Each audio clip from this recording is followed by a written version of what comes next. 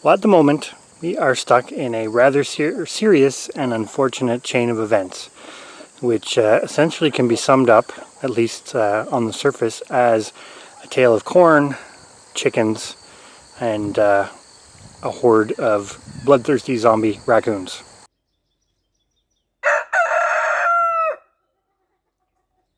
So that's quite the teaser trailer, I suppose, and for some of you, you can probably already guess where this conversation is potentially going, at least in part. And so, right now, we are sort of facing another invasion of what I would say much more insidious and difficult nature, i.e. this is potentially a battle we're not going to win. I will say that up front. And it basically starts with corn. So if I look at our sweet corn there, that's actually looking quite good and robust for the moment. If anybody who's been following along with us knows that essentially in the past, on sort of both sides of us, east and west, there has been cash crops grown. And essentially two fields, and it's usually kind of been a back and forth rotation between corn and soybeans. Well, what sort of starts with a very unfortunate event has led to, which is essentially nothing to do with us, but still not positive. There is no corn being grown beside us. And that has led to our invasion by raccoons. Raccoons are omnivores.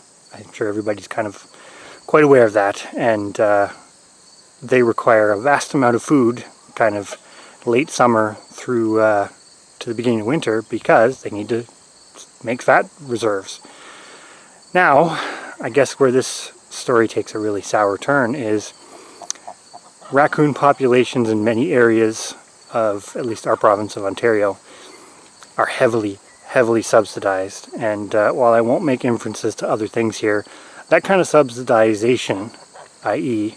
there's massive volumes of readily available food in the form of corn and in some cases other human refuges that they can consume and convert into fat reserves, allows for the populations of raccoons to be artificially held at a much higher level than they would sort of naturally otherwise be, i.e. as an omnivore, they would require quite the variety of foodstuffs, and their opportunistic nature has evolved because of that fact. They need to keep eating, and they need to keep eating a lot. But when you suddenly give them a high energy food source, sort of no different than humans, you suddenly can support a lot more of them on the landscape. And this, again, I can't quantify the number that we're dealing with here, but there's a good chance it's in the hundreds, which would be way above sort of a natural carrying capacity. And that really brings to the dilemma that this is a battle we probably can't win. So of course the logical progression of this to chickens is that we've lost quite a few chickens. We're up to 17 chickens that we've lost. And the point of this video is not to lay blame. Some of the blame is definitely on us. For that we have made some errors.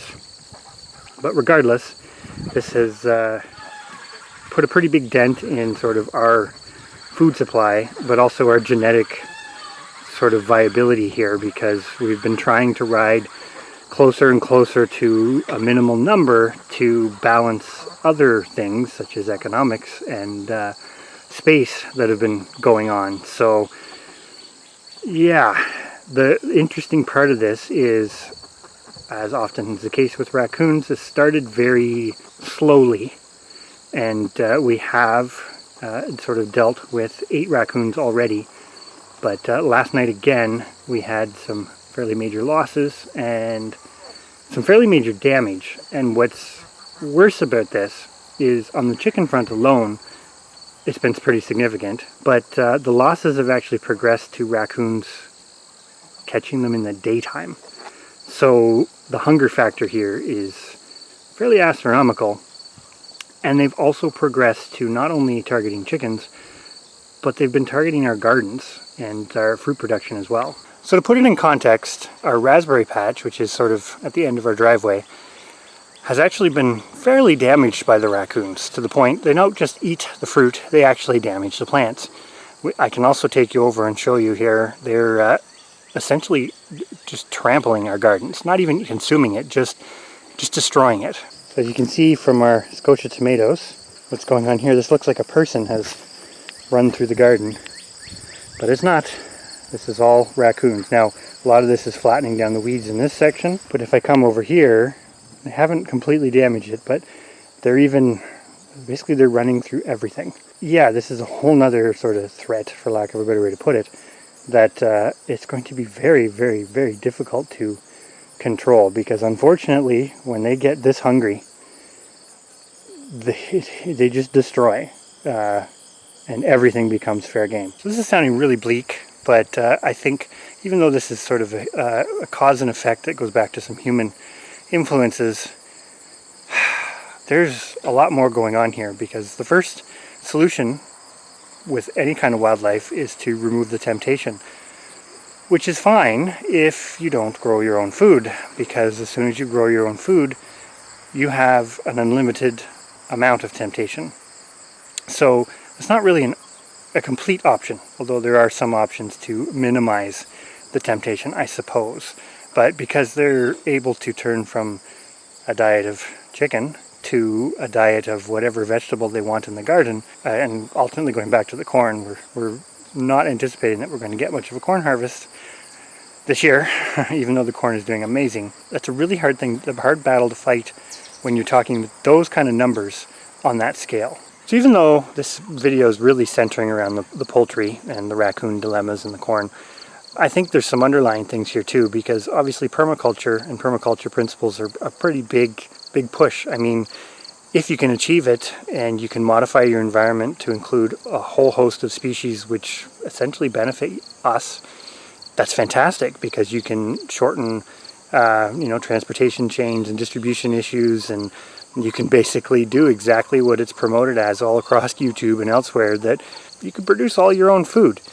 But the part that nobody talks about, and this is where I think, at least where we live in Ontario, the raccoons are such a big issue, is if you're modifying an environment to include all of those permaculture plants and potentially animals, that system that you're creating that benefits us benefits the raccoons just as much. And that's something that I've never heard anybody account for, is we talk about abundance, and I'm going to say this on the bird front with our raspberry example. On the bird front, we lose raspberries to birds, but we have a huge patch of raspberries, and the birds don't destroy it, they don't trash it. So even though we lose some, we are still able to get a lot back from it. And that was part of the choice of going with such a big patch. Obviously that economically cost us a lot more on the front end, but it's pushed us further to being able to get a good usable product from it and not be sort of considerably concerned about the losses to birds.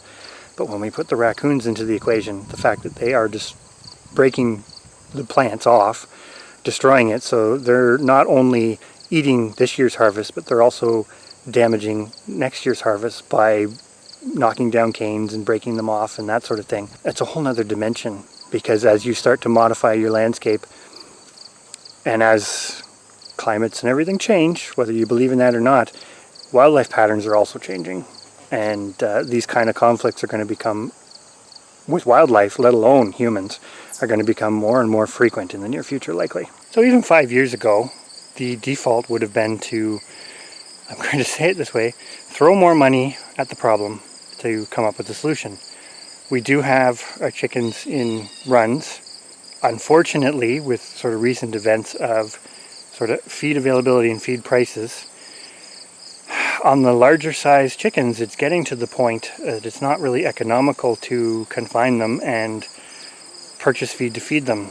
It sort of defeats part of the purpose, and because we've been experiencing some losses even in the daytime, this is getting kind of crazy. So, as I say, 5 years ago, the solution may have been to simply lock them up, spend the money on the infrastructure to be able to do that long term, but and feed them, basically bring all the feed to them. But between the financial side of it and the availability side of it, both materials and food, that's not so simple. So this is starting, at least for me, to get into a survival type mode situation where the really only solutions may be some uncomfortable and unpleasant ones moving forward. So of course, once the chicken side of things is either out of their reach or no longer available, whichever comes first, they're going to move on to other food items. And we've already noticed the geese, which get locked up in the barn in the stalls, are already getting kind of jumpy about having to go in at night, even though they want to come in for the food. So we may in the short term make the decision to actually leave them out on the pastures, which are fenced such that hopefully nothing big can get at them. And that should be enough space for an animal of their size to avoid the raccoons. But again, this is where it becomes this case of making decisions, because we have a huge barn. We have several outbuildings, but we also have several kinds of animals. And your only real recourse here is to have things fortified to the point that there is no possibility that the raccoons could get in or even get in to harass them, because we've been noticing some behavior changes even in the rabbits, which are probably also next on the list. The only thing that is sort of somewhat safe would be the sheep, and that goes back into the discussion that we had, I think it was last weekend, maybe the weekend before, of making these decisions. We'd kind of decided that the value of having all these animals is great, but if we get into this scenario, as I mentioned, having to keep things in close confinement 100% of the time, it starts to change everything. So I suppose, as doomy and gloomy as this tale sounds, we're kind of at a bit of a crossroads again, having made the decision that we want to keep all the animals that we have because of the value that they bring to the homestead. But how do we find a balance? Because this is kind of a tipping point on the chickens, as they say. If we have to keep them in close confinement, we can certainly, as you can see from the run over there, we can cover runs, etc., but it's going to reduce our capacity to sort of maintain a population. And of course, a default would be, why not just kind of do either put or take, or a hybrid approach where you're dependent on others. But I'm going to say it, as much as we would like to be dependent on a community, and it's a very attractive idea, it doesn't exist at the moment. And this problem's uniquely ours. As I scan around to look at buildings, it's uniquely ours, and realistically, the only ones who suffer are us if we have to give up some of the sort of livestock that provide us some valuable food items. And I guess that's why it comes back sort of full circle talking about the subsidies, because you could very easily, 5 years ago, have just done the put or take, or reduce your numbers and be dependent on getting stuff from elsewhere. But it's not as easy as it once was. And there's the dilemma, because, as we said, you're balancing the needs of your animals to keep them protected, safe, well-fed, and happy, because realistically, even though it's not a metric that's necessarily looked at in bigger scale or more industrialized scale, it is looked at, but not in the same way as a lot of homesteaders look at it. The welfare matters because a happy animal tends to produce better, and space and diet are always your biggest limiting factors. So when you suddenly have to restrict the space and change the diet so that you're bringing absolutely everything to it, similar to like what we were talking about with the rabbits, it totally changes the game. And so we're stuck making some really, what I would say, tough decisions here in the near future. There's certainly options and there's certainly solutions. It's just a case of implementing them fast enough and finding that balance between continuing to produce the food items we want from the animals and not losing a substantial portion of it to whatever it is. Because I'm going to say it, 2022 has been actually a pretty hard year on the chicken front, and poultry kind of in general, because even though we've done really well as far as the hatching, we've had issues with, we haven't actually had avian influenza issues ourselves, but in Canada that's been a big hot topic thing this spring, in which case there was a lot of discussion about keeping all poultry in close confinement. We've had issues with feed because of the grain issues, and we're trying to come up with solutions to that, but none of that stuff is easy to implement. And of course now we're having what we hoped wouldn't happen, but in the back of our minds we knew would. And that's basically fight an invasion of, through no fault of their own, extremely hungry raccoons, which, given the opportunity, not even necessarily given the opportunity, will try to find a way to feed themselves, and we're the target, whether it's chickens or gardens. So losing a substantial number of our chickens and a substantial number of our raspberries already is a bit of a blow, and it's probably only going to get worse. So stay tuned, because right now we don't really have answers. I'd love to hear other people's thoughts on this, and in the context of sort of homestead prepping, i.e. looking at really being able to do this long term, do it in a way that the animals don't live a horrible, miserable life, because that's something we are struggling with our rabbits. Not that they live a horrible life, but they don't necessarily live the best life. And also just keeping it running, given the fact that space and resources is kind of the looming negative limiting factor. So anyways, just sharing, not really any substance to this, but there's a good chance in the future years that even though you may not experience something quite as bad as what we're going through at the moment, given all the natural weather anomalies and what have you, and economic anomalies that are going on in the world, this is probably coming, a version of this is probably coming for your homestead at some point in the near future.